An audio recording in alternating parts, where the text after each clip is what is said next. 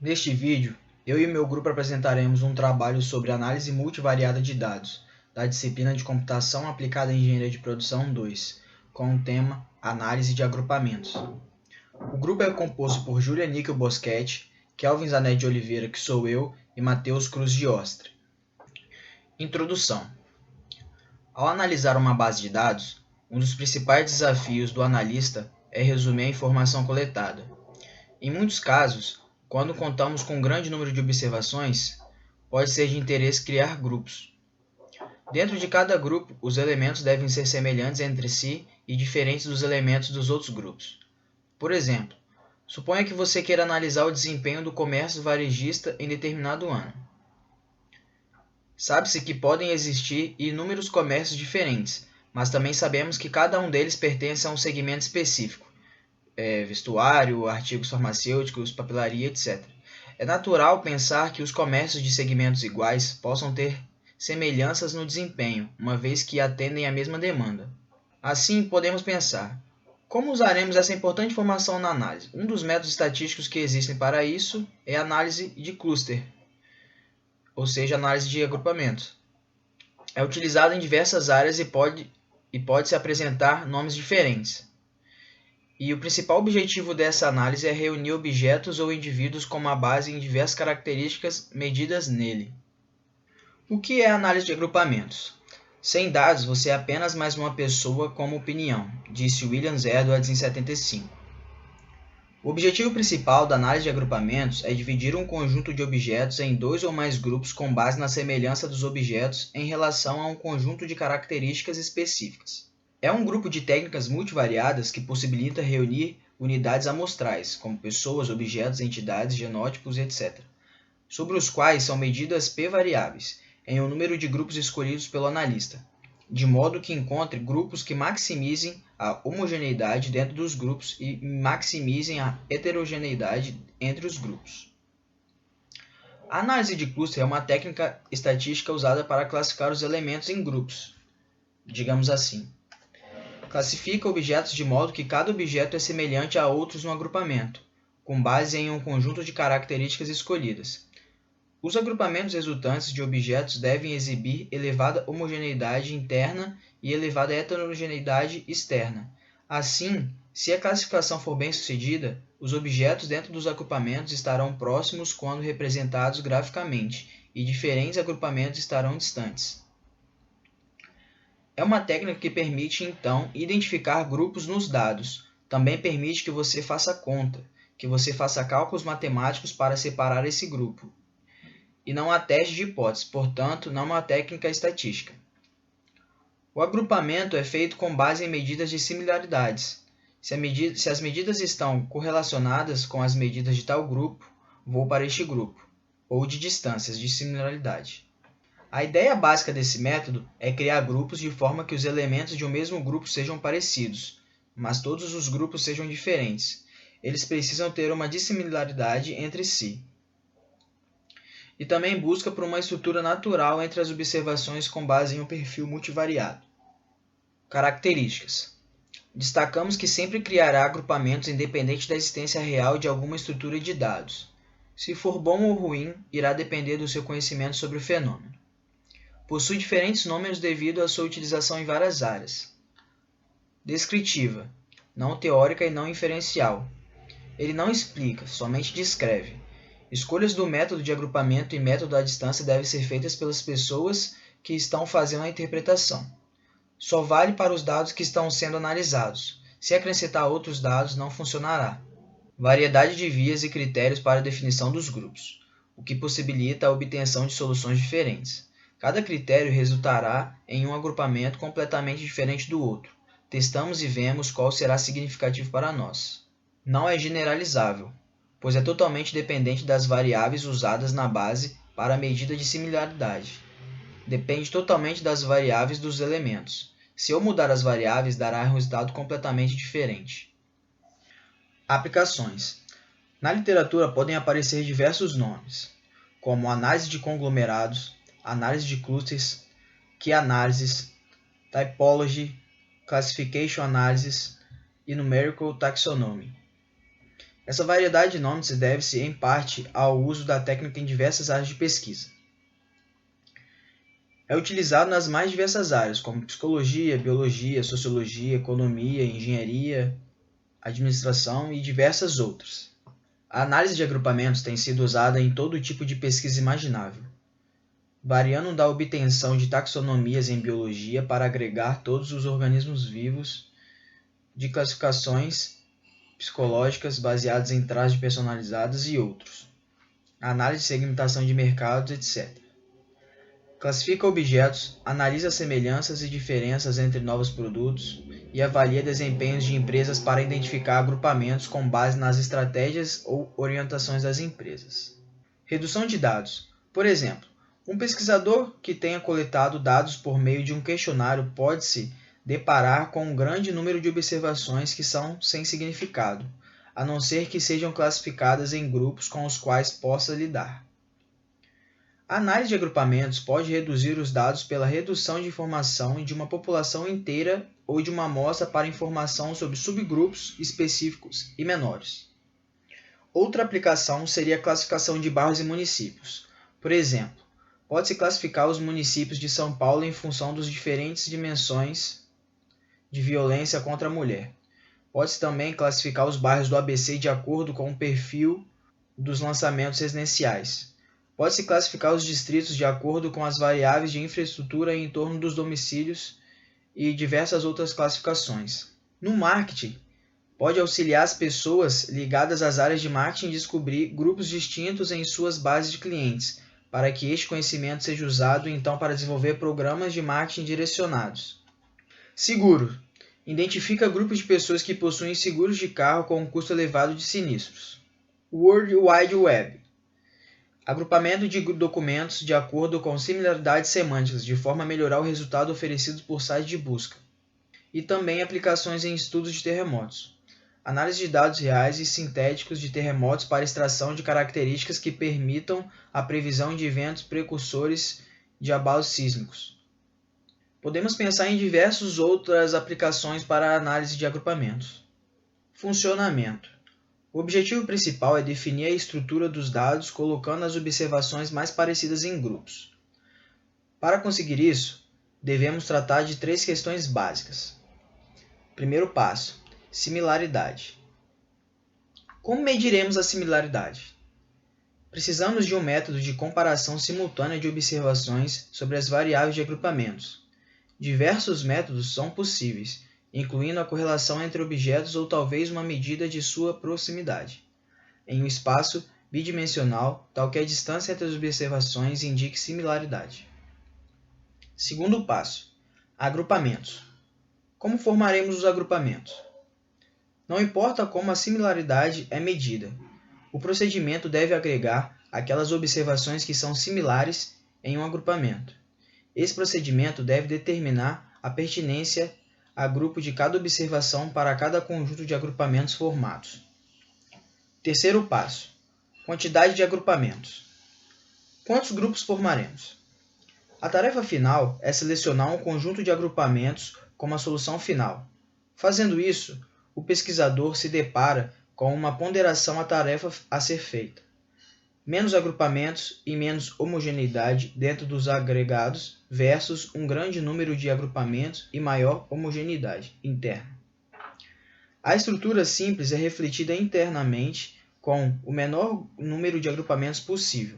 No entanto, quando o número de agrupamentos diminui, a heterogeneidade dentro dos grupos necessariamente aumenta. Assim, deve haver um equilíbrio entre definir a estrutura mais básica, menos agrupamentos, e ainda conseguir o nível necessário de similaridade dentro dos grupos. Medição de similaridade. A primeira tarefa é desenvolver alguma medida de similaridade entre os objetos a serem usados no processo de agrupamento. A similaridade representa o grau de correspondência entre objetos ao longo de todas as características usadas na análise. A similaridade entre os objetos é uma medida empírica de correspondência ou semelhança entre objetos a serem agrupados e pode ser medida de diversas maneiras, mas 3 métodos dominam essas aplicações de análise de agrupamentos: as medidas correlacionais, as medidas de associação e as medidas de distância. E deve-se lembrar que a escolha dessas medidas depende do objetivo da pesquisa e da subjetividade do pesquisador. E o grupo vai apresentar os 3 tipos de medidas, porém a gente vai focar só na medida de distância, porque elas são as mais utilizadas na análise de agrupamento. As medidas correlacionais. Mesmo que elas tenham um apelo intuitivo e sejam usadas em muitas técnicas multivariadas, elas não são uma medida de similaridade mais comumente empregada em análise de agrupamentos. Elas são raramente utilizadas porque a ênfase na maioria das aplicações da análise de agrupamentos é na magnitude dos objetos e não nos padrões de valores. As medidas de correlação se concentram sobre padrões nas variáveis e não consideram a magnitude das diferenças dos objetos. As medidas de associação elas são usadas para comparar objetos cujas características são medidas apenas em termos não métricos. E, como exemplo, respondentes podem dizer sim ou não a várias questões. Ou seja, como exemplo, pode citar as perguntas de sim ou não, que são as respostas para elas. A outra medida é a de distância, que é a mais utilizada, e elas representam a similaridade como proximidade de observações de umas com as outras ao longo das variáveis na variável estatística de agrupamento. E dentro dessas medidas de distância existem alguns outros métodos dessa medida, que são a distância euclidiana, a euclidiana quadrada, a Serie-Bloch, a Chebyshev e a Mahalanobis. A distância euclidiana é a medida mais comumente reconhecida. Ela é a distância entre 2 pontos e é o comprimento da hipotenusa de um triângulo retângulo e é obtida através da fórmula da distância, que é a raiz quadrada de x2 menos x1 ao quadrado mais y2 menos y1 ao quadrado. A distância euclidiana quadrada é a soma dos quadrados das diferenças sem calcular a raiz quadrada. E essa medida ela é interessante porque conforme as distâncias vão ficando mais longe, elas vão recebendo um peso maior para essa distância. A distância Serie-Bloch ela emprega a soma das diferenças absolutas das variáveis, ou seja, dos 2 lados de um triângulo retângulo em vez da hipotenusa. E esse procedimento é o mais simples de se calcular, mas pode conduzir a agrupamentos inválidos caso as variáveis utilizadas forem altamente correlacionadas. A distância de Chebyshev é a maior diferença ao longo de todas as variáveis de agrupamento. E a distância Mahalanobis é uma medida generalizada de distância que explica as correlações entre variáveis de uma maneira que pondera igualmente cada uma delas. E aí fica a pergunta, qual é a melhor medida a ser utilizada? A forma mais usada e preferida é a de distância por diversas razões. Primeiro porque a medida de distância representa melhor o conceito de proximidade, que é um conceito fundamental para a análise de agrupamentos. E as medidas correlacionais representam padrões e não proximidade. E segundo a análise de agrupamentos, é tipicamente associada com características medidas por variáveis métricas. Assim, em qualquer situação, o pesquisador dispõe de medidas em conjunto de variáveis, métricas ou não métricas, ou seja, é aconselhável você utilizar diversas medidas e comparar os resultados com os padrões teóricos ou os padrões conhecidos. Padronização dos dados. A maioria das análises de agrupamento usando as medidas de distância é bastante sensível a diferentes escalas ou magnitudes, e dessa forma é necessário padronizar os dados utilizados nas medidas. Então, a padronização dos dados ela fornece para a gente uma ação corretiva para uma questão fundamental em medidas de similaridade, particularmente de distância, e muitos pesquisadores, no caso, recomendam o seu uso. No entanto, o pesquisador não deve aplicar essa padronização sem considerar algumas consequências na remoção de alguma relação natural, refletida no escalonamento das variáveis. Embora outros pesquisadores também tenham dito que esse procedimento pode ser apropriado. Padronização de variáveis score Z. Ela é a conversão de cada variável em scores padrão pela subtração da média e divisão pelo desvio padrão de cada variável, eliminando assim as diferenças de escala dos vários atributos ou das variáveis usadas na análise. Essa opção de padronização de variáveis ela pode ser encontrada em todos os programas de computador, ou seja, é uma padronização bem fácil de ser utilizada e encontrada, e a forma geral de uma função de distância normalizada, que utiliza uma medida de distância euclidiana para uma transformação de normalização dos dados mais brutos. E a vantagem dela no caso é que você tem facilidade na comparação das variáveis. Formação de agrupamentos. A formação de agrupamentos deve ter base na medida de similaridade de cada observação. A primeira pergunta importante a ser respondida quando a gente está desenvolvendo uma solução de agrupamento envolve a escolha do procedimento de partição, ou seja, o conjunto de regras mais apropriadas para agrupar objetos semelhantes em grupos. Os métodos mais comumente usados podem ser classificados como hierárquicos e não hierárquicos. Os métodos hierárquicos, eles têm como principal característica um algoritmo capaz de fornecer mais de um tipo de partição dos dados. No caso, ele gera vários agrupamentos possíveis, onde um cluster pode ser mesclado a outro em determinado passo do algoritmo. Outra característica importante dele é que os resultados de um estágio anterior são sempre alinhados com os resultados de um estágio posterior, criando uma coisa parecida com uma árvore. Tanto que a representação desse método hierárquico é chamada de gráfico em árvore ou dendrograma. Esses métodos também eles não exigem que já se tenha um número inicial de clusters e são considerados inflexíveis, porque você não pode trocar um elemento de grupo. E outra coisa também é que eles podem ser classificados em dois tipos: os métodos hierárquicos divisivos e os aglomerativos. Nos divisivos, todos os elementos começam juntos em um único cluster. Eles vão sendo separados um a um até que cada elemento seja seu próprio cluster. Como a gente pode ver na imagem aqui, o aglomerativo divisivo. E o aglomerativo, ele inicia-se com cada padrão, formando o seu próprio agrupamento, e gradualmente os grupos são unidos até que o único agrupamento contendo todos os dados seja gerado.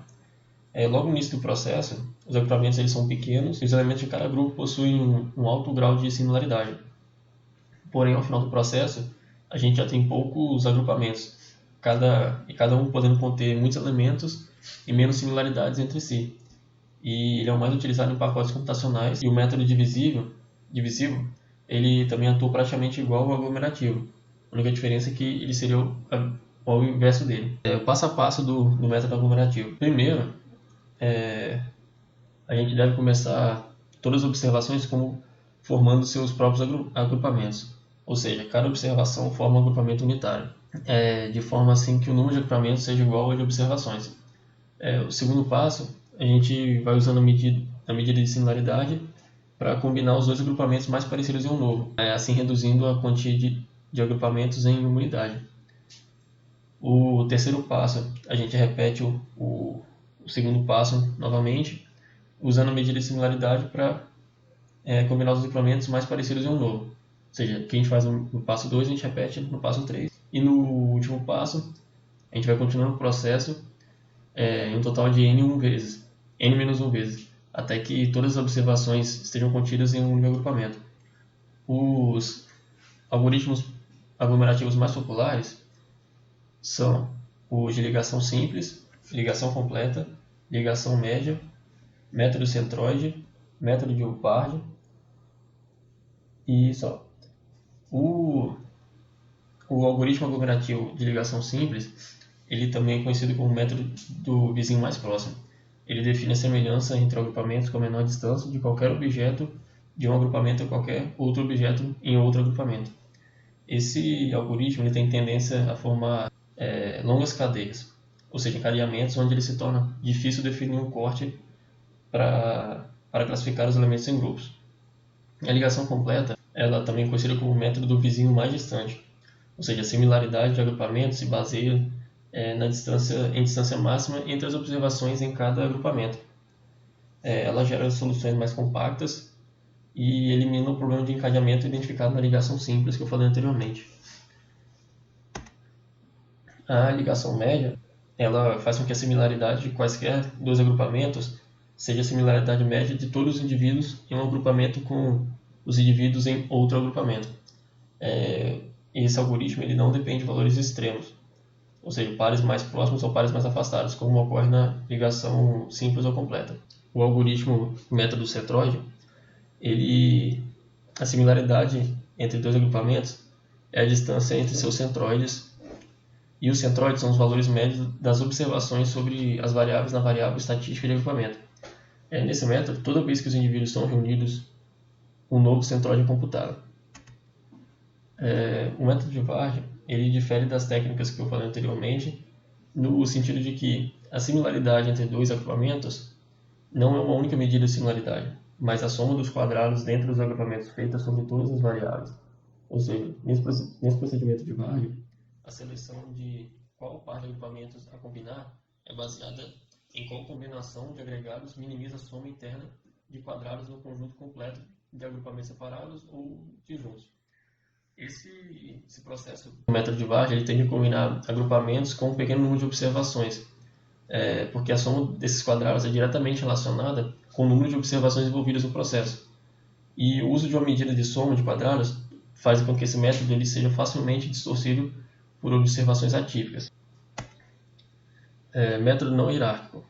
Os métodos não hierárquicos da análise de cluster eles são caracterizados por uma necessidade de definir uma partição inicial e pela flexibilidade, uma vez que esses elementos podem ser trocados de grupo durante a execução do algoritmo, e também não envolvem o processo de construção em árvore. Ao invés disso, eles designam objetos, agrupamentos, assim que o número de agregados a serem formados tenha sido especificado. O primeiro passo é especificar a semente de agrupamento, ou seja, escolher uma partição inicial, baseada em conhecimentos anteriores do problema. O pesquisador ele fornece os pontos sementes baseados em dados externos. Aí as duas fontes mais comuns de pontos sementes são pesquisas anteriores ou dados de outra análise multivariada. E muitas vezes o pesquisador tem conhecimento sobre os perfis de agrupamento pesquisados. Um exemplo comum é o emprego de um algoritmo hierárquico de agrupamento para estabelecer o número de agregados e então gerar pontos semente a partir desses resultados encontrados. E também gerar sementes a partir das observações da amostra de maneira sistemática ou simplesmente de seleção ao acaso. Método K-means ou K-médias no português. É um dos algoritmos mais populares e também é um algoritmo que usaremos para estar realizando um dos nossos resultados, do nosso artigo. O objetivo desse algoritmo é encontrar semelhança entre os dados e agrupá-los conforme o número de cluster passado pelo argumento K. O método particiona os dados em K agrupamentos mutuamente exclusivos. É mais adequado para uma grande quantidade de dados. O algoritmo procura a partição em que os padrões de cada agrupamento estão mais próximos entre si e mais distantes dos padrões dos outros agrupamentos. O K-means é um algoritmo iterativo que minimiza a soma das distâncias de cada padrão ao centroide de cada agrupamento, sobre todos os agrupamentos.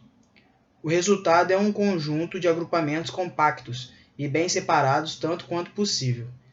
Em resumo, cada agrupamento é representado pelo centro do grupo e cada padrão é atribuído ao agrupamento mais próximo.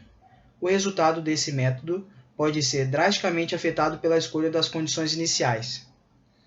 E agora eu vou estar explicando um pouquinho dessa imagem abaixo. Na primeira imagem, percebemos que o algoritmo partiu os dados em 3 agrupamentos. Em seguida, o centroide foi calculado, que são os pontos maiores da imagem, um preto, um cinza e o branco. Os elementos foram designados agora para os grupos cujos centroides lhes estão mais próximos, ou seja, onde há mais semelhanças. Isso na imagem do meio, a segunda imagem. Assim, o centroide recalculado e reposicionado. Cada vez que o centroide é recalculado e os dados sendo agrupados com maior distância entre os grupos, podemos dizer que o algoritmo está convergindo para uma resposta final. Na terceira imagem, podemos perceber que os grupos já estão na sua forma final. Caso não estivessem, o algoritmo repetiria o processo, recalculando o centroide e reagrupando os grupos, ainda assim com mais distâncias. Qual método escolher? O hierárquico ou não hierárquico?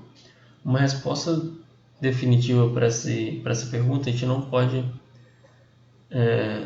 dar ela por 2 motivos. Primeiro é que o problema de pesquisa em mãos ele pode sugerir a utilização de um método ou outro.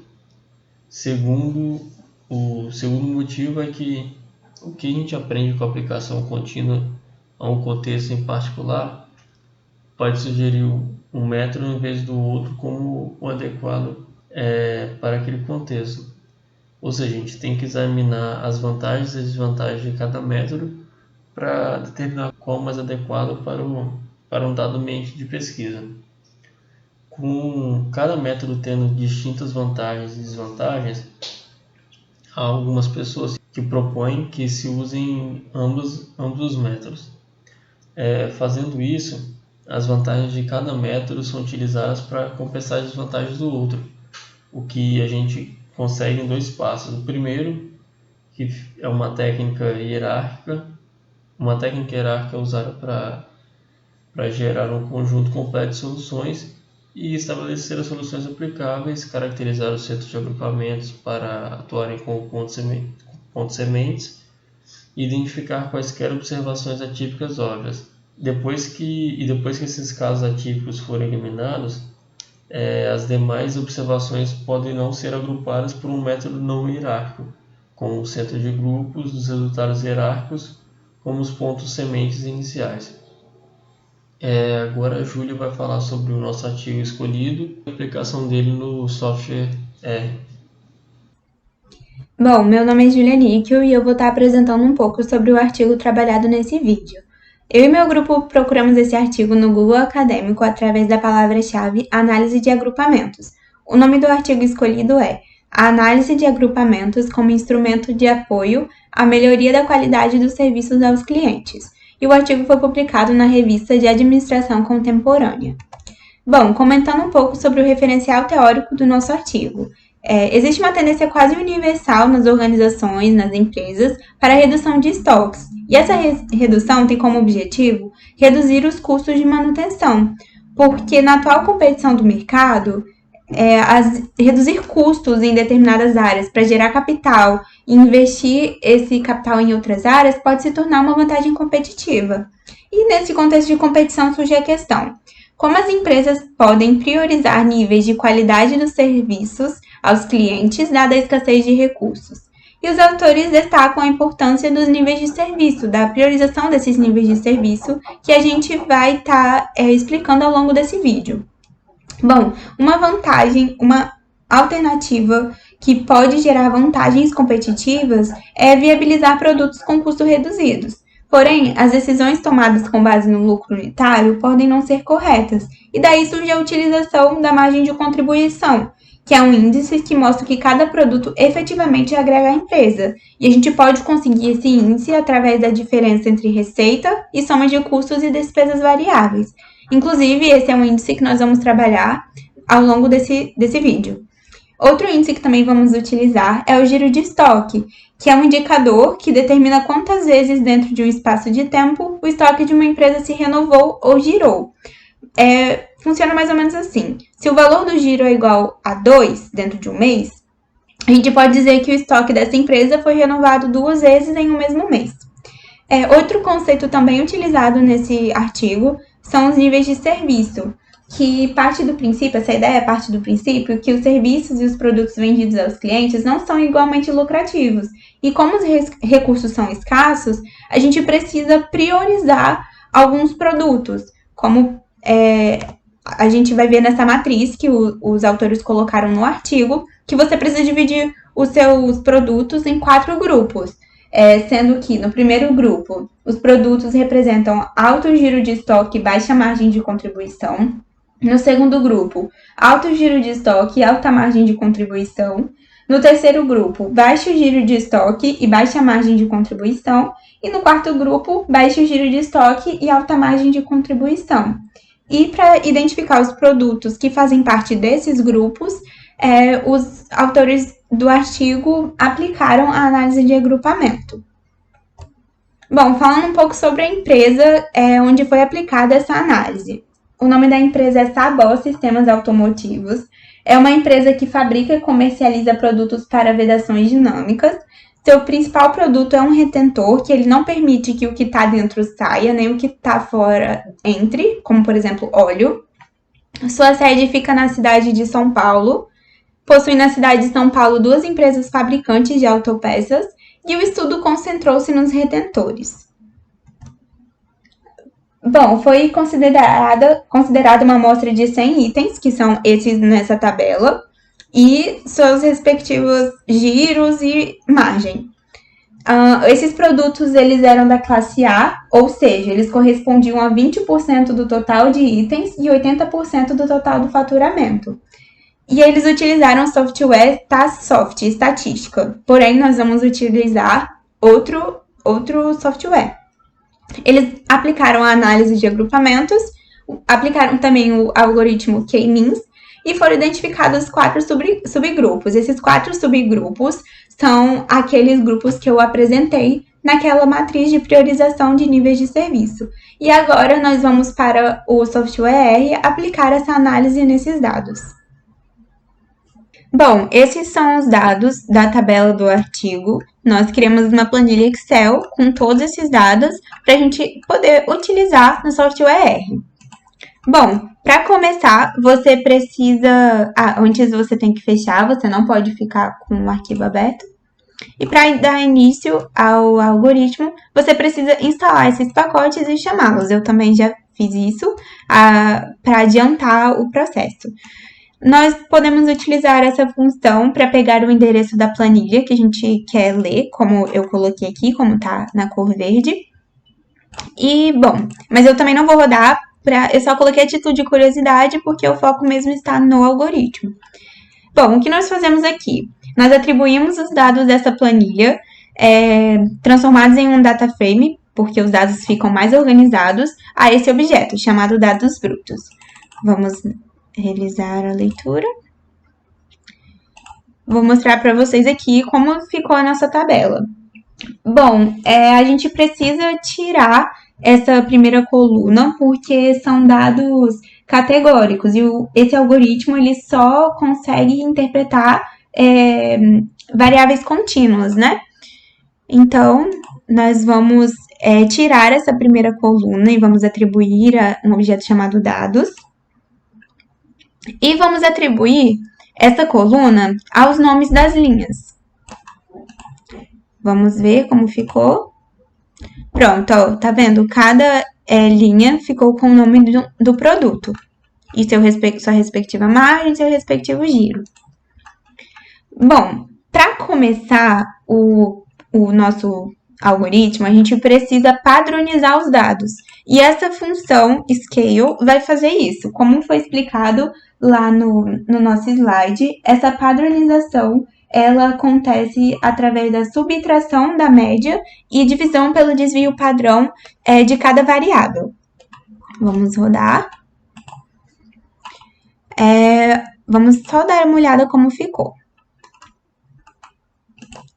Bom, o próximo passo é definir a quantidade ótima de clusters. E a gente vai fazer isso utilizando a função fvis.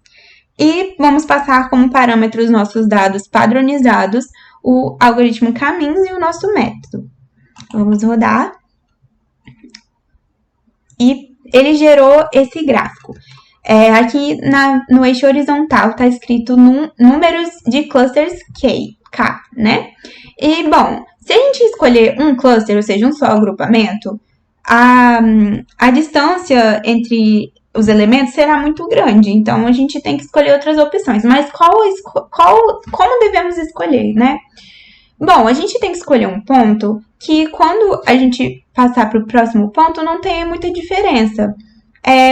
A gente poderia ver aqui, por exemplo, 3 clusters, né? Porque do terceiro para o quarto não tem tanta diferença. Mas é só a título de curiosidade que nós estamos explicando isso, porque o nosso artigo já nos informa a quantidade de clusters que ele quer. Mas a gente pode perceber que 4 também é uma quantidade boa, porque depois, quando a gente vai indo para os próximos números, aumentando o número de clusters, não tem muita diferença e só vai deixando mais complicado a análise de dados. Então, nós definimos como um número ótimo de clusters 4. E aqui a gente vai gerar o K-means e nós vamos criar uma nova variável chamada dados k-means, e vamos atribuir a ela a função k-means com os dados padronizados e a quantidade de clusters que queremos. Beleza? Deixa eu mostrar para vocês essa nova variável. E para a gente entender como ficou esses grupos que ele criou, nós vamos visualizar um gráfico de agrupamento através da função fvis. Nós vamos passar como parâmetro os nossos dados k-means, os nossos dados padronizados, e aqui, normalmente, né, como padrão, essa função gera o gráfico de elipse convexa, mas no artigo é utilizado outro tipo, que é euclidiana, então a gente mudou esse parâmetro. Deixa eu rodar para vocês verem. E foi assim que ficou, 4 agrupamentos. Alguns ficaram fora, outros não ficaram, ficaram sobrepostos, mas foi a quantidade que o artigo definiu e nós só colocamos, mesmo talvez a quantidade de clusters seja melhor outra quantidade de clusters, né?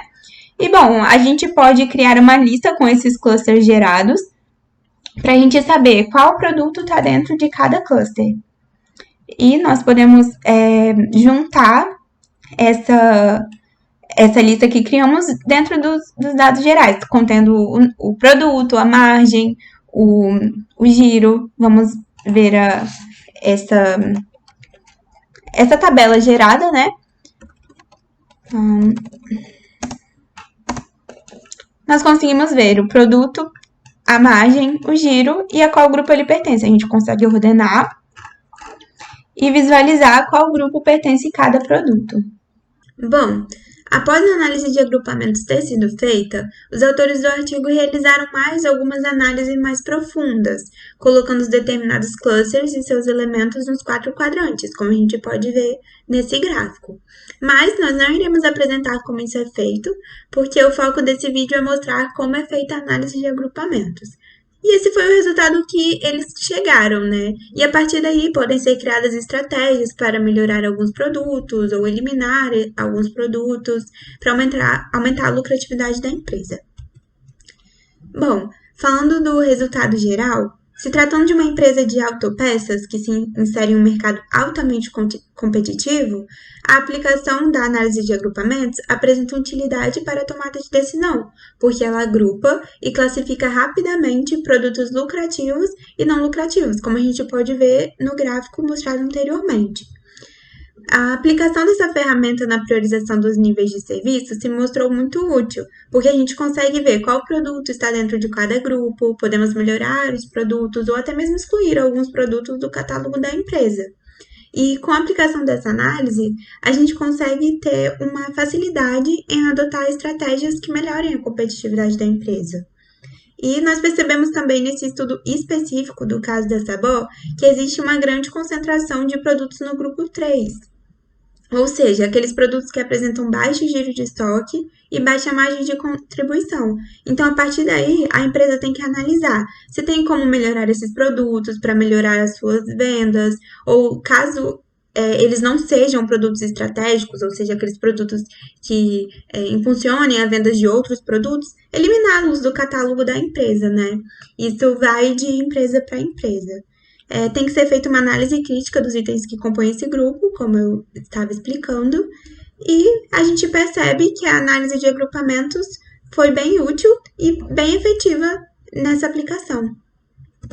Bom, nós agradecemos a todos que assistiram o nosso vídeo até agora, e essas são as nossas referências com o nosso artigo e alguns lugares que pesquisamos sobre a análise explicada, caso alguém tenha interesse em conhecer um pouco mais.